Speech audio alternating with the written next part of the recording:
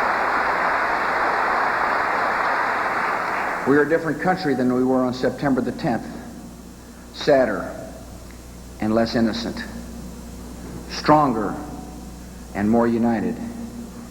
And in the face of ongoing threats, determined and courageous.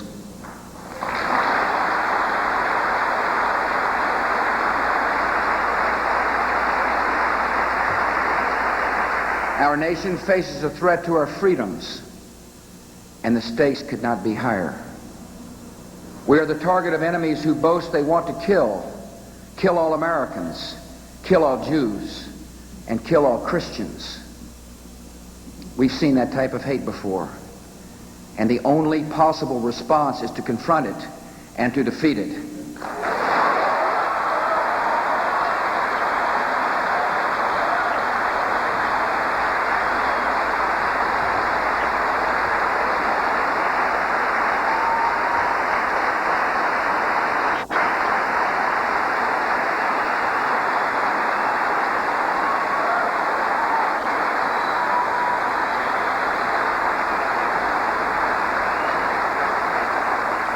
This new enemy seeks to destroy our freedom and impose its views.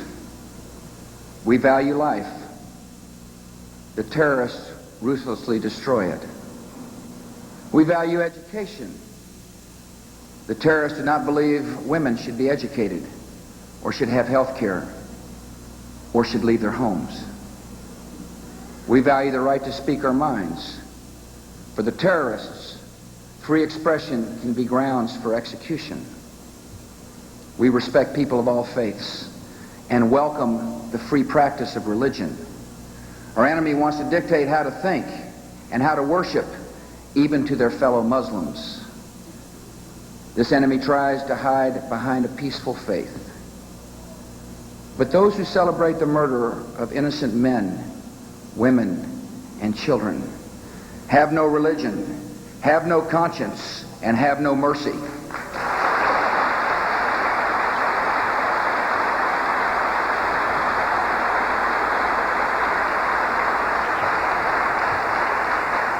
We wage a war to save civilization itself.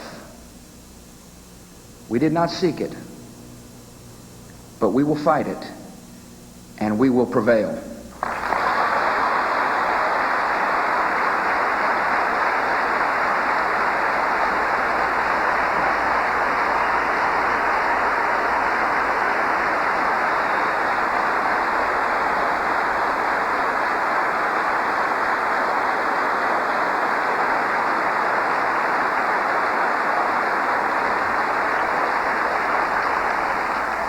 This is a different war from any our nation has ever faced. A war on many fronts, against terrorists who operate in more than 60 different countries. And this is a war that must be fought not only overseas, but also here at home. I recently spoke to high school students in Maryland and realized that for the first time ever, these seniors will graduate in the midst of a war in our own country. We have entered a new era, and this new era requires new responsibilities both for the government and for our people. The government has a responsibility to protect our citizens, and that starts with homeland security. The first attack against America came by plane, and we are now making our airports and airplanes safer. We have posted the National Guard in America's airports and placed undercover air marshals on many flights. I call on Congress to quickly send me legislation that makes cockpits more secure, baggage screening more thorough, and puts the federal government in charge of all airport screening and security.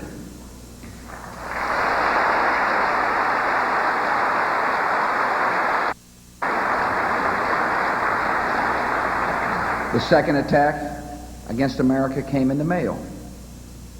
We do not know whether this attack came from the same terrorists. We don't know the origin of the anthrax. But whoever did this unprecedented and uncivilized act is a terrorist. 4 Americans have now died from anthrax out of a total of 17 people who have been infected. The Postal Service has processed more than 30 billion pieces of mail since September the 11th. And so far, we've identified 3 different letters that contained anthrax. We can trace the source of infection for all but one of the individuals. And we are still trying to learn how a woman who died in New York was exposed. I'm proud of the way our healthcare and postal workers and the American people are responding with calm in the face of this deadly new threat.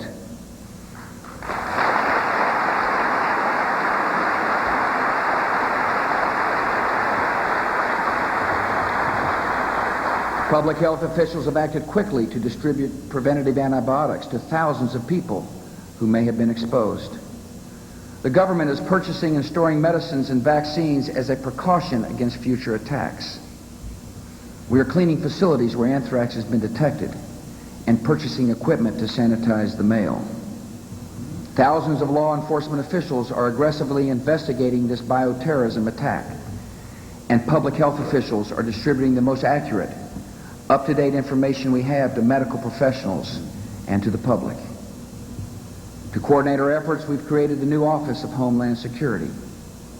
Its director, my good friend and former Governor Tom Ridge, reports directly to me and works with all our federal agencies, state and local governments, and the private sector on a national strategy to strengthen our homeland protections. For example, the Coast Guard has taken on expanded duties to protect our shores and our ports. The National Guard has an increased role in surveillance at our border. We're imposing new licensing requirements for safer transportation of hazardous material. We've passed a new anti-terrorism law which gives our law enforcement officers the necessary tools to track terrorists before they harm Americans. A new terrorism task force is tightening immigration controls to make sure no one enters or stays in our country who would harm us.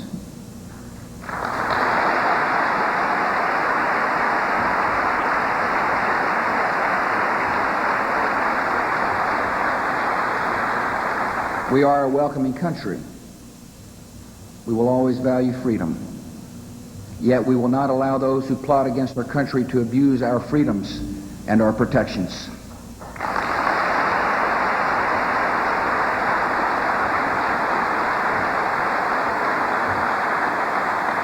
Our enemies have threatened other acts of terror. We take each threat seriously. And when we have evidence of credible threats, we will issue appropriate alerts. A terrorism alert is not a signal to stop your life. It is a call to be vigilant, to know that your government is on high alert, and to add your eyes and ears to our efforts to find and stop those who want to do us harm. A lot of people are working really hard to protect America. But in the long run, the best way to defend our homeland, the best way to make sure our children can live in peace, is to take the battle to the enemy and to stop them.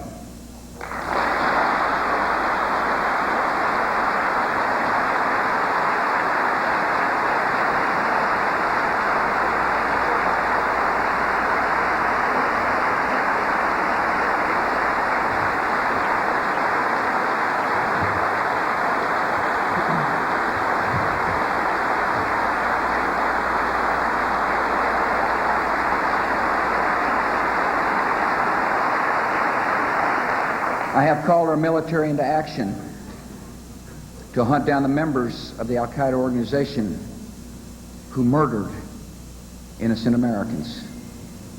I gave fair warning to the government that harbors them in Afghanistan. The Taliban made a choice to continue hiding terrorists, and now they're paying a price.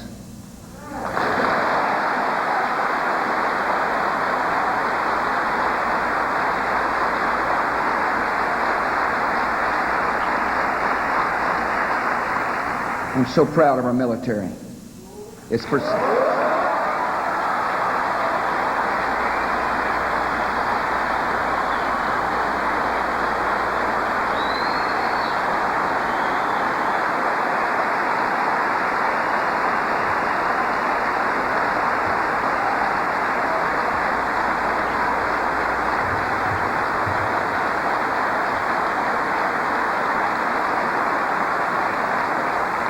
Our military is pursuing its mission.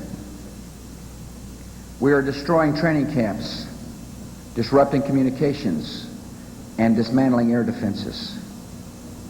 We are now bombing Taliban front lines. We are deliberately and systematically hunting down these murderers, and we will bring them to justice.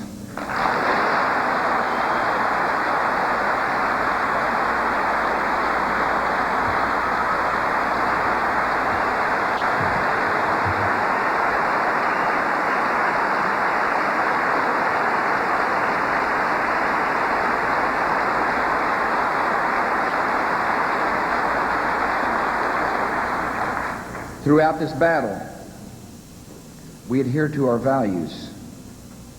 Unlike our enemy, we respect life.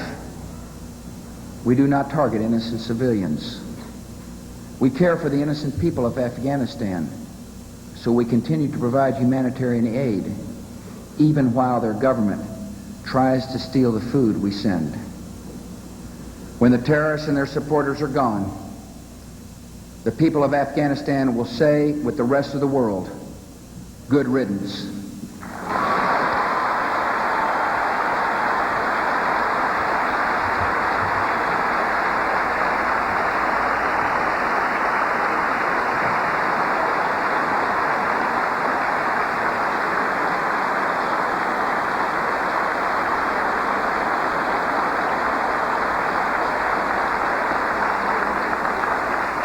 We are at the beginning of our efforts in Afghanistan, and Afghanistan is only the beginning of our efforts in the world.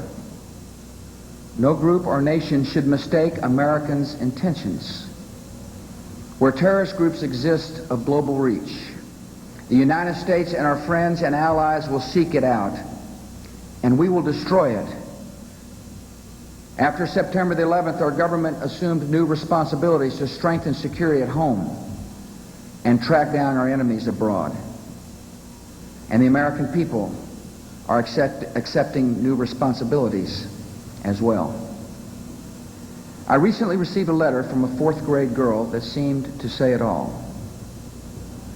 I don't know how to feel, she said. Sad, mad, angry. It has been different lately. I know the people in New York are scared because of the World Trade Center and all. But if we're scared, we are giving the terrorists all the power. In the face of this great tragedy, Americans are refusing to give terrorists the power.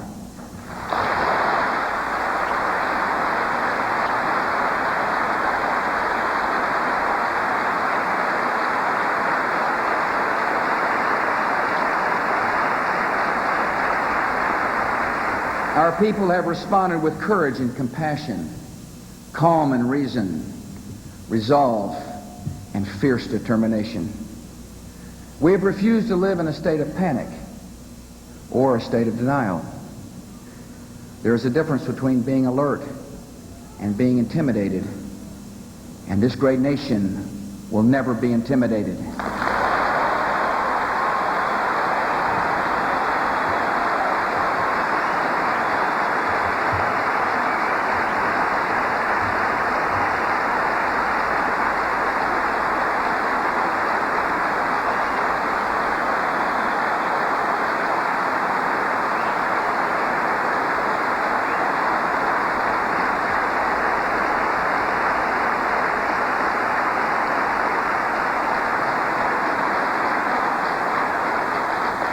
People are going about their daily lives, working and shopping and playing, worshiping at churches and synagogues and mosques, going to movies and to baseball games.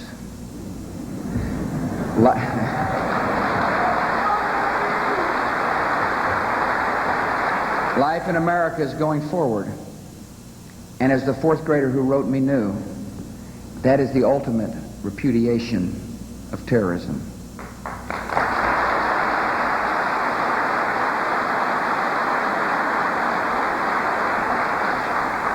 And something even more profound is happening across our country. The enormity of this tragedy has caused many Americans to focus on the things that have not changed.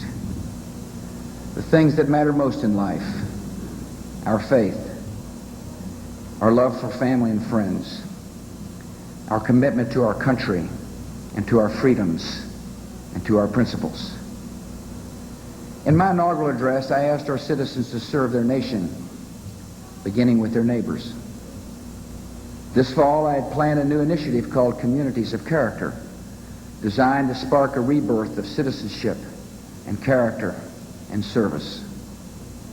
The events of September the 11th have caused that initiative to happen on its own in ways we could never have imagined. Flags are flying everywhere, on houses and store windows, on cars and lapels. Financial donations to the victims' families have reached more than $1 billion. Countless Americans gave blood in the aftermath of the attacks. New Yorkers opened their homes to evacuated neighbors. We are waiting patiently in long security lines. Children across America have organized lemonade and cookie sales for children in Afghanistan. And we can do more. Since September the 11th, many Americans, especially young Americans, are rethinking their career choices. They're being drawn to careers of service as police or firemen, emergency health workers, teachers, counselors, or in the military. And this is good for America.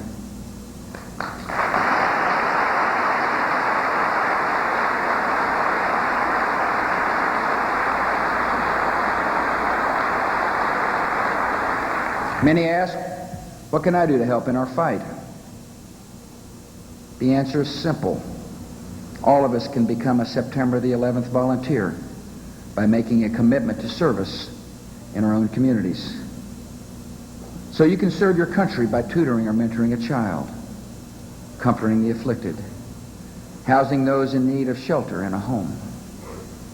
You can participate in your neighborhood watch or Crime Stoppers.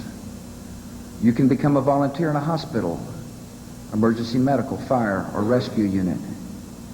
You can support our troops in the field and, just as importantly, support their families here at home by becoming active in the USO or groups and communities near our military installations. We also will encourage service to country by creating new opportunities within the AmeriCorps and Senior Corps programs for public safety and public health efforts. We'll ask state and local officials to create a new modern civil defense service similar to local volunteer fire departments to respond to local emergencies when the manpower of governments is stretched thin. We will find ways to train and mobilize more volunteers to help when rescue and health emergencies arise. Americans have a lot to offer, so I've created a task force to develop additional ways people can get directly involved in this war effort by making our homes and neighborhoods and schools and workplaces safer. And I call on all Americans to serve by bettering our communities and thereby defy and defeat the terrorists. Our great national challenge is to hunt down the terrorists and strengthen our protection against future attacks. Our great national opportunity is to preserve forever the good that has resulted. Through this tragedy, we are renewing and reclaiming our strong American values.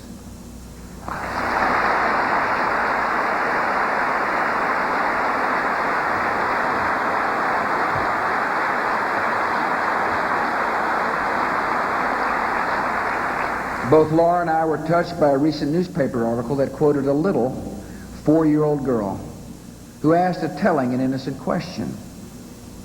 Wondering how terrorists could hate a whole nation of people they don't even know, she asked, why don't we just tell them our names? Well, we can't tell them all our names, but together we can show them our values.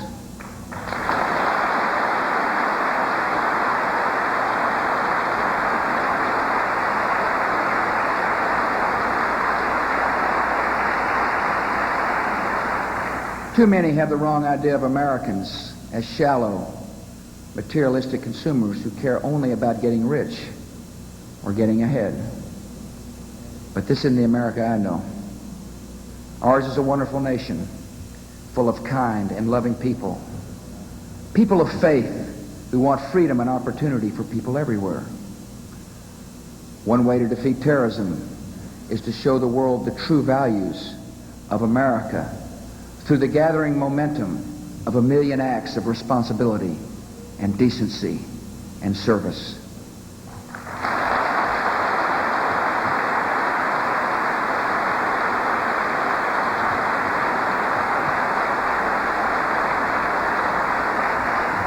I'm encouraging school children to write letters of friendship to Muslim children in different countries. Our college students and those who travel abroad for business or vacation can all be ambassadors of American values. Ours is a great story, and we must tell it through our words and through our deeds. I came to Atlanta today to talk about an all-important question. How should we live in the light of what has happened? We all have new responsibilities. Our government has the responsibility to hunt down our enemies, and we will. Our government has a responsibility to put needless partisanship behind us and meet new challenges. Better security for our people, and help for those who've lost jobs and livelihoods in the attacks that claim so many lives. I've made some proposals to stimulate economic growth, which will create new jobs and make America less dependent on foreign oil. And I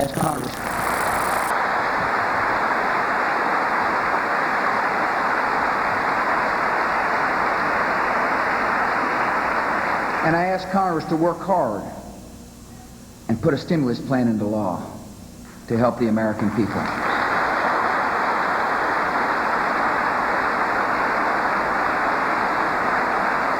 Our citizens have new responsibilities. We must be vigilant. Obviously, we must inspect our mail, stay informed on public health matters. We will not give in to exaggerated fears or passing rumors. We will rely on good judgment and good old common sense. We will care for those who've lost loved ones and comfort those who might at times feel afraid. We will not judge fellow Americans by appearance, ethnic background, or religious faith. We will defend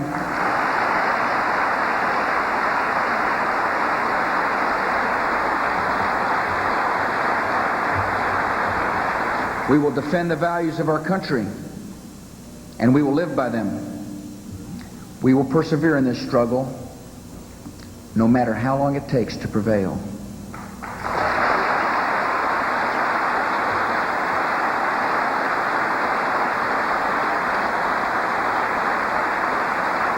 Above all, we will live in a spirit of courage and optimism. Our nation was born in that spirit, as immigrants yearning for freedom courageously risked their lives in search of greater opportunity. That spirit of optimism and courage still beckons people across the world who want to come here. And that spirit of optimism and courage must guide those of us fortunate enough to live here. Courage and optimism led the passengers on Flight 93 to rush their murderers to save lives on the ground.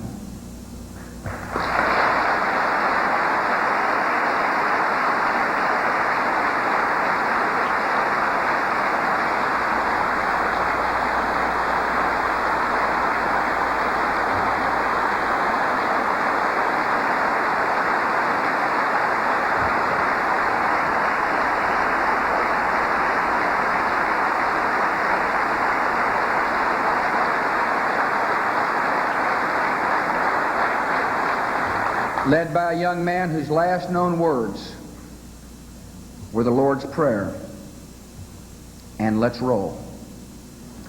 He didn't know.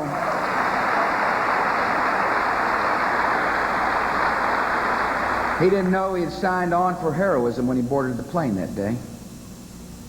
Some of our greatest moments have been acts of courage for which no one could have ever prepared. We will always remember the words of that brave man, expressing the spirit of a great country. We will never forget all we have lost and all we are fighting for. Ours is the cause of freedom. We've defeated freedom enemies before, and we will defeat them again.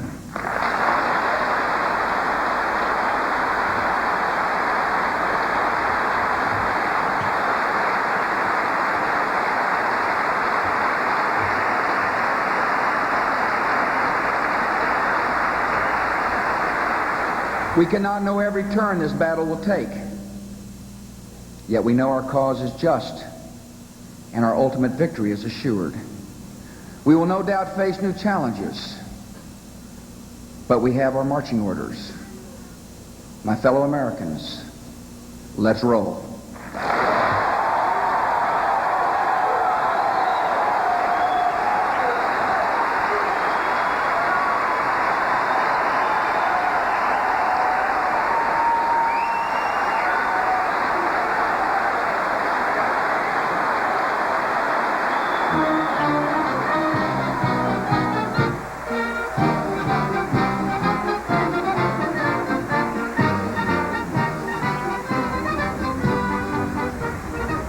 And ending with a little bit of pomp and circumstance, there's some the presidential theme song.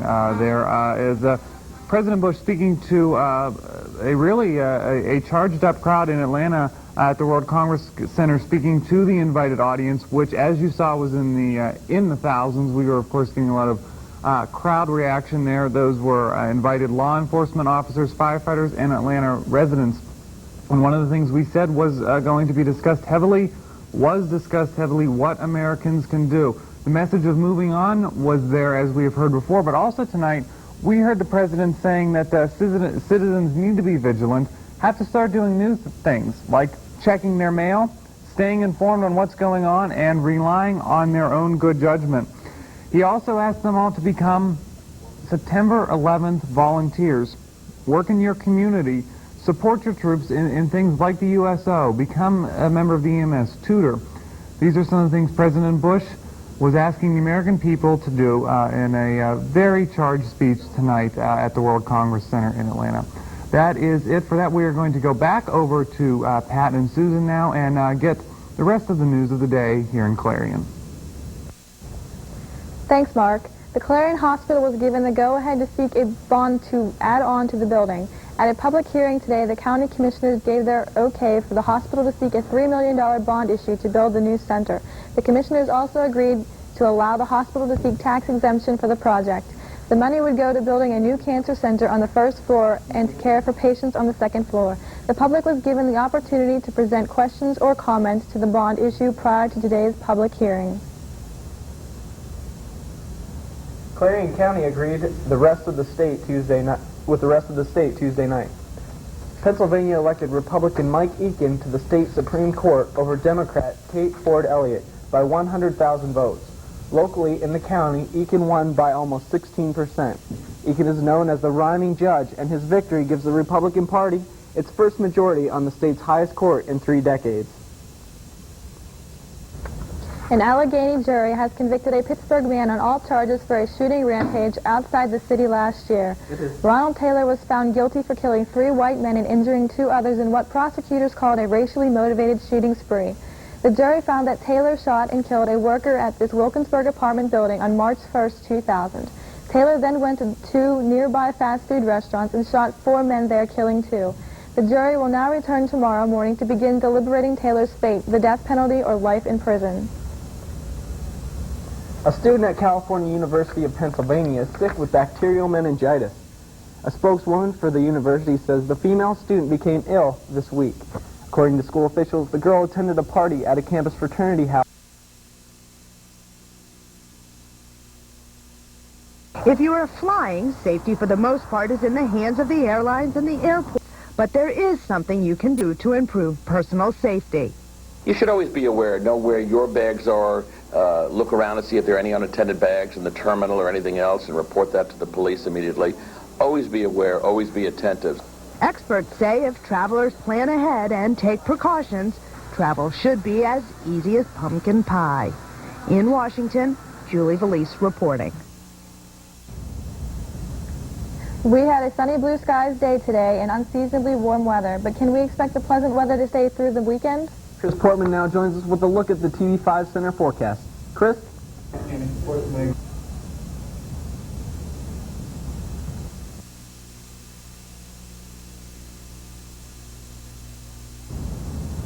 Western Pennsylvania. It felt more like it was springtime than November, but what does the weekend have in store for us? Well, let's take a look at our satellite image, looking at the canopy of clouds, a low-pressure system that's going to slowly move into our area. It's going to bring cooler temperatures behind it, and not only that, it could bring some snow flurries to early tomorrow morning. When we get up for the Friday workday, we could see a dusting of snow on the ground, including frost, so be prepared for that.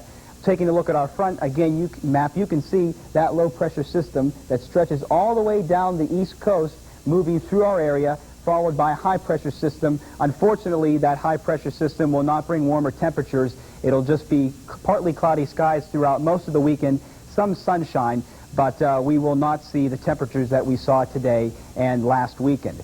Taking a look at the national outlook, you can see the effects of that low-pressure system in New York, only 55 in rain showers. Washington, D.C., partly cloudy skies. Atlanta, partly cloudy skies. In Miami, partly cloudy skies. Looking in central United States, Topeka, Kansas, again, we can see sunny skies. It'll be a great weekend and a great time to get outdoors. Taking a look at our 5-day planner, you can see on Friday, only highs in the 43. Then on Saturday, the temperature increases, 48 Saturday and Sunday. On Monday, we see highs in the mid-40s. And then on Tuesday, a high of 47, but a low of 20.